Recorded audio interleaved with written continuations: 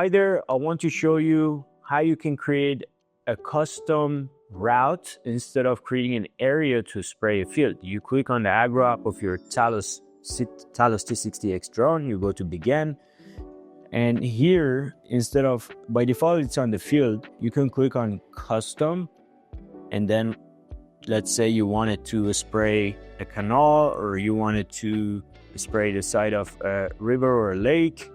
Then you can just go and click on add. Then you go here and you say add.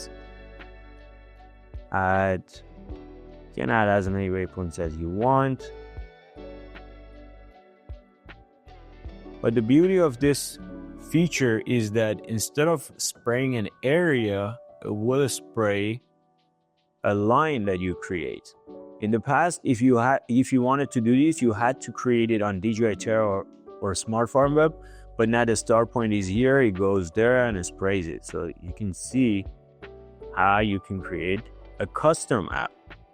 You just save it like a regular field, name it and save. So now you have this route to go and spray.